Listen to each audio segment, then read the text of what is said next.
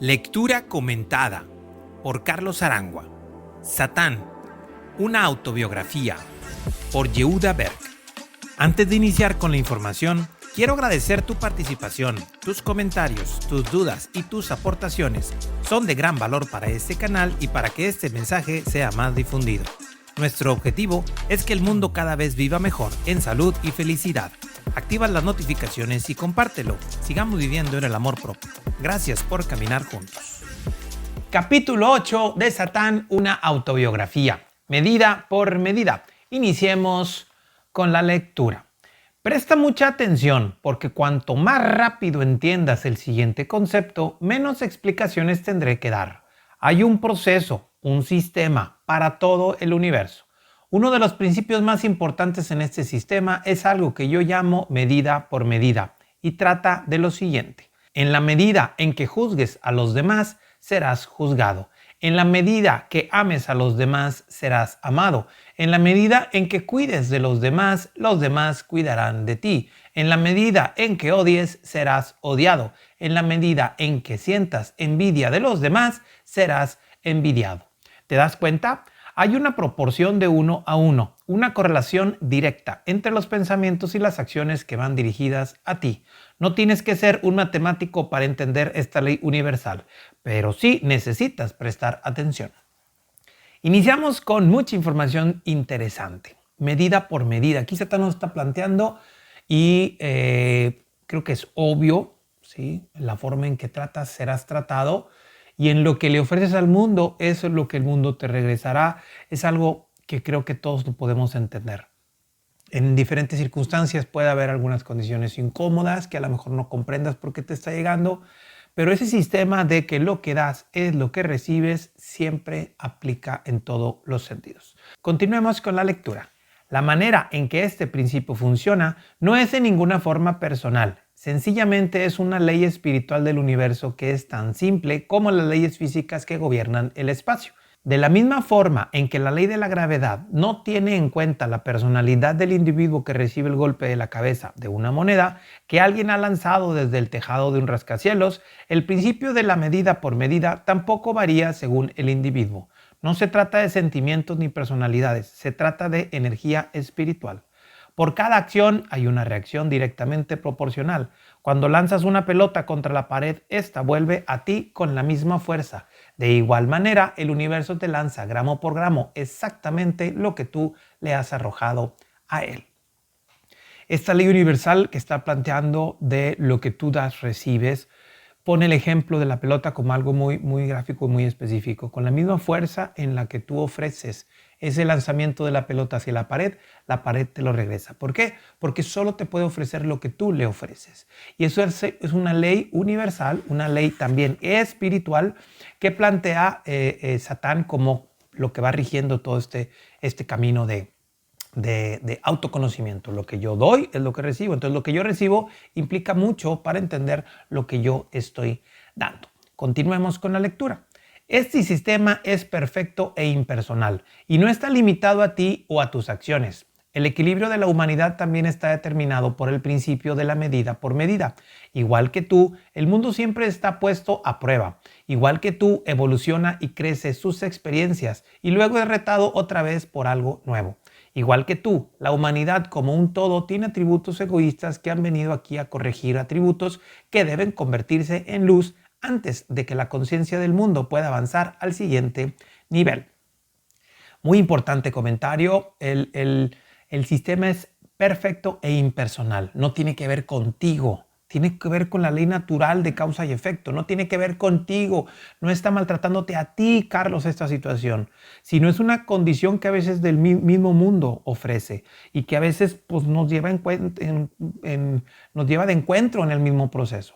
Y crece y evoluciona. Porque así como el mundo está en evolución, yo estoy en evolución y todos estamos en evolución. Y cierra este párrafo con algo importante.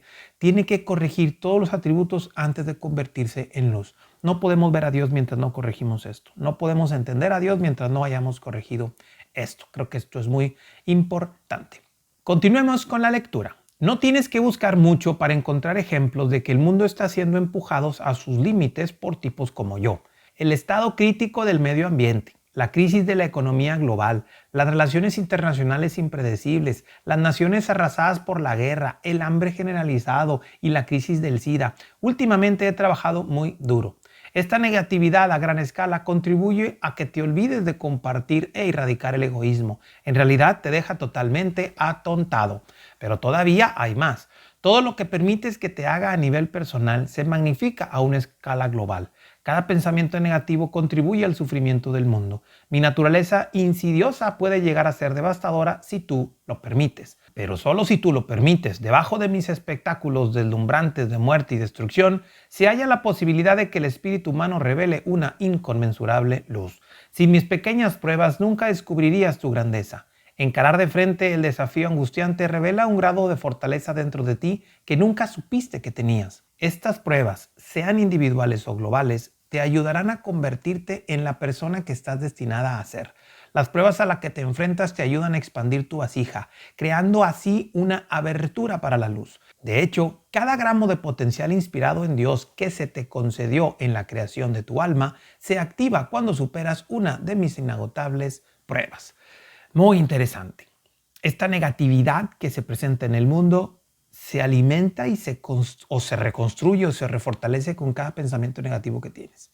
Cada idea negativa que tú le ofreces a lo que te ofrecen en las noticias, en las características sociales, en las redes sociales y cada cosa negativa que se presente, de una u otra manera nosotros lo ponemos en ese proceso de crecimiento. Y estas pruebas que el autor nos presenta de una manera muy directa, ya sean individuales o globales, ya sea que por el gobierno, por las religiones o por la cultura, o por una circunstancia específica tuya, algún acontecimiento que te sucedió o algo, están destinadas para fortalecer tu carácter y que te ayuden a convertirte en la persona que estás destinada a ser.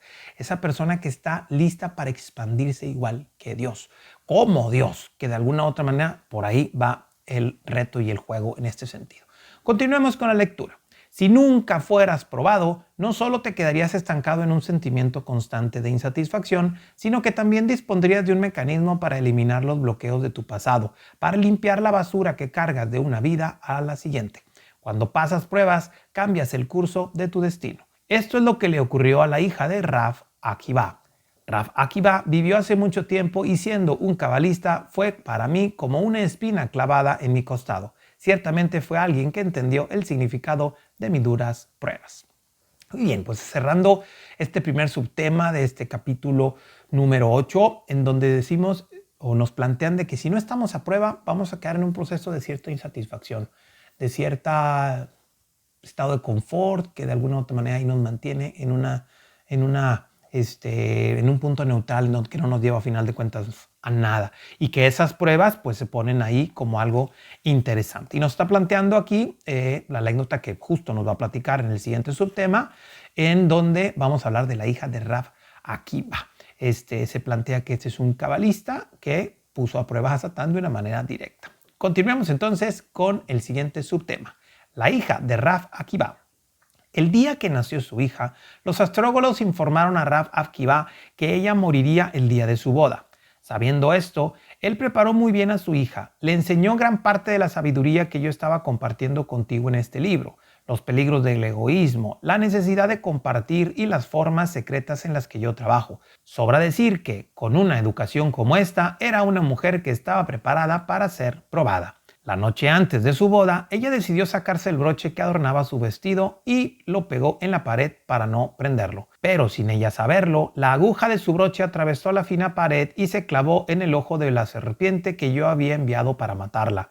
No fue hasta la mañana siguiente cuando, al sacar el broche de la pared, encontró a la serpiente muerta, a pesar de las predicciones que indicaban lo contrario.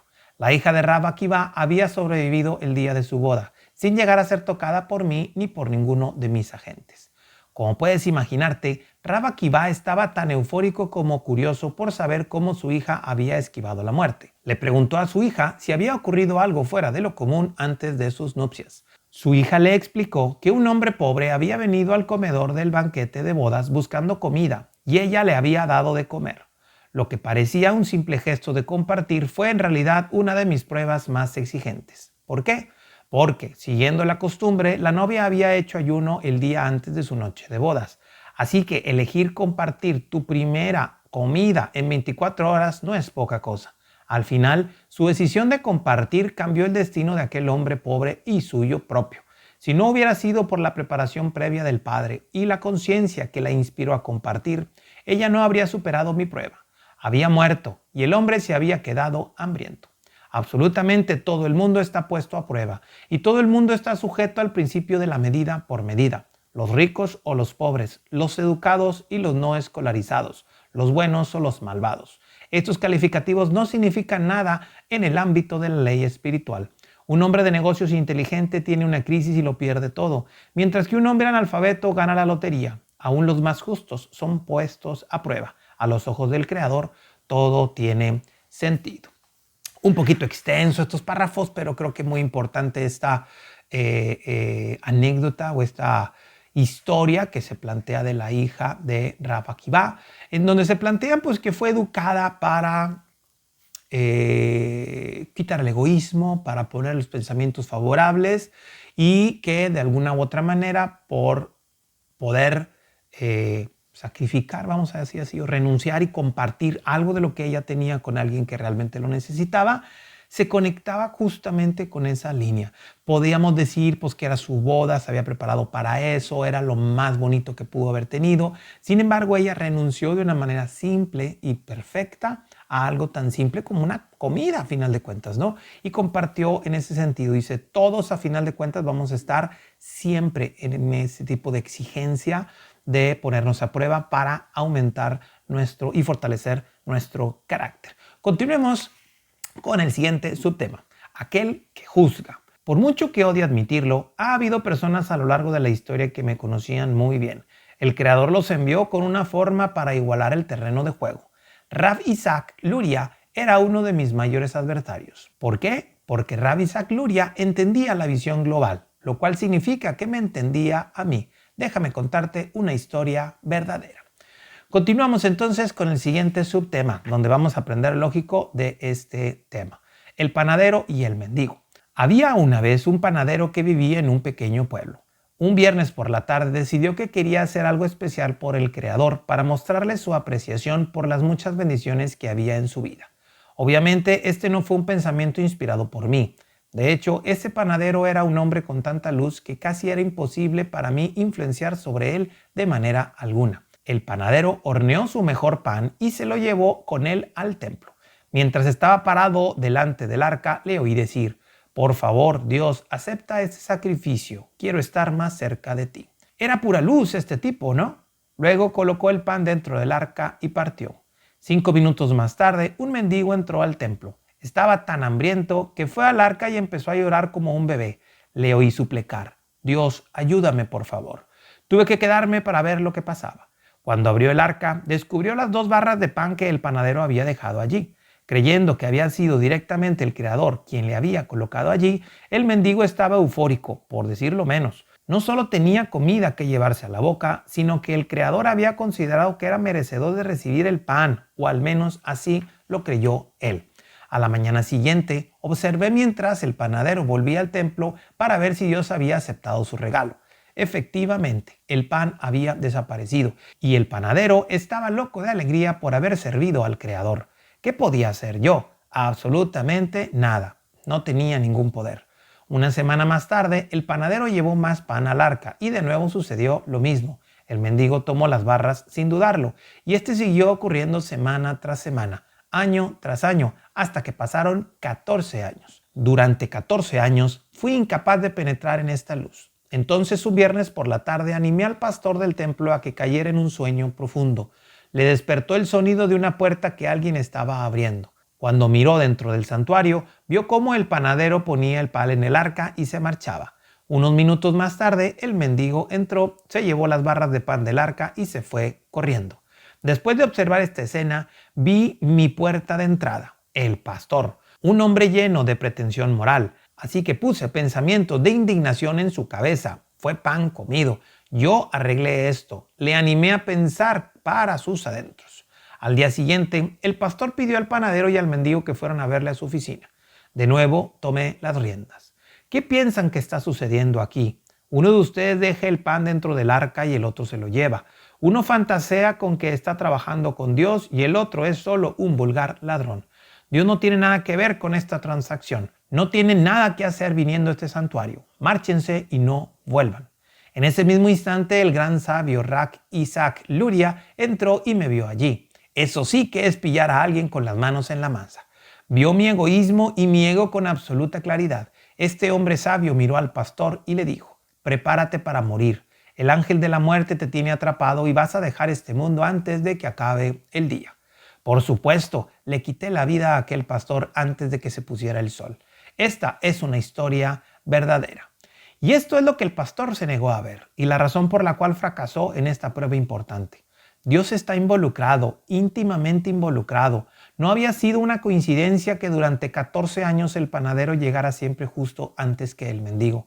Nunca llegaron en el orden incorrecto ni en el momento equivocado.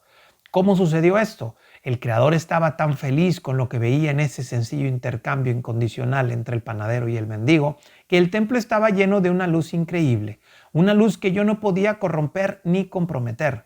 Durante 14 años, esta luz había mantenido vivo al mendigo, pues el primer día que llegó llorando al arca fue el mismo día que yo había planeado llevármelo.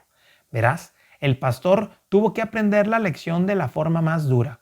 El juicio no solo se manifiesta cuando alguien lo activa enjuiciando a otra persona. Si no hubiera sido por mí y mi influencia, el pastor había visto la visión global y habría elegido compartir tolerancia en lugar de juicio. Pero él no pasó la prueba. Un texto un poquito extenso, pero muy interesante y de muchísimo valor, en donde creo que tenemos que poner eso. Hay veces que esas coincidencias, o como dice mi madre, diosidencias de la vida están dirigidas justo por eso, por esa ley universal en donde si tú das, tú recibes. Los dos estaban cumpliendo algo favorable, uno dando bendición, otro recibiéndola, y a final de cuentas, pues ese panadero ofrecía esa bendición para compartir las bendiciones que él había recibido de Dios. ¿Qué importaba si las recibía un mendigo? Hasta que entró el juicio de este pastor y empezó a decir que no era justificable y que no era de Dios ese tipo de situaciones, es cuando empieza a estropearse todo el proceso. Al último nos están invitando a que el juicio sobre de las cosas la dejemos de lado. Si algo está sucediendo es porque Dios lo pone ahí por algo. Y si yo tengo una prueba es porque Satán la está poniendo y a mí me toca resolverla en favor de Dios, sin entrar en el juicio. O al menos así lo he ido percibiendo. Comenta a ver qué es lo que opinas de esto. Vamos a continuar con los últimos párrafos de este capítulo. Mis formas de ponerte a prueba te empujan mucho más allá de tu zona de confort, pero tú tienes que manejarlo, especialmente si prestas suficiente atención a lo que te estoy diciendo. Y puedes empezar a prepararte ahora mismo, imaginando cómo pueden aparecer mis pruebas en tu vida. Si tiendes a ser envidioso, por ejemplo, tu prueba consistirá en vencer la envidia. Si has juzgado, tenlo por seguro que algún día se te pedirá que renuncies al juicio. Y ese ingenio rápido del que tanto te enorgulleces. Debes saber que en algún momento, en un futuro no muy distante, tu prueba consistirá en contener tu lengua afilada y en su lugar ofrecer aceptación incondicional. Cada prueba que pongo en tu camino está perfectamente diseñada para ti. Así que, por mucho que prefieras eludir las consecuencias de tus acciones desconsideradas, espiritualmente hablando, es imposible. No puedes agitar una varita mágica con la esperanza de que tus elecciones desacertadas o resultados desaparezcan mágicamente. Obtienes exactamente lo que das, para bien y para mal. Una nota final sobre este tema. Las pruebas que llevas a cabo están constantemente en evolución junto contigo. Una prueba que hiciste ayer no se parecerá a las que hagas hoy. Cada prueba está en alineación perfecta con la persona que eres hoy. Llamémoslo un currículum espiritual hecho a tu medida y sin costo alguno. 3 párrafos para cerrar este capítulo de muchísimo valor y de muchísima información. Vemos cómo resume toda la historia que plantea del panadero y el mendigo en esto, ¿no? Todas estas pruebas que están ahí, de los juicios que a final de cuentas estamos haciendo y que entorpecen la voluntad y la influencia de Dios, son los que tenemos que detener. Estos juicios en donde a final de cuentas nos toca elegir si seguirlo haciendo como tal y quedarnos en ese juego o tener una aceptación incondicional. Algo está sucediendo, para algo está sucediendo y como dice aquí Satán, tenemos un currículum espiritual hecho a tu medida. Cada una de las cosas que nos suceden están hechas para nosotros por un algo muy específico y especial. Así que pues de nosotros depende si lo queremos seguir aceptando para nosotros o no. ¿Qué opinan de este juego? Muy interesante, ¿no? Capítulo 8, medida por medida. Nos vemos y nos escuchamos en el próximo capítulo.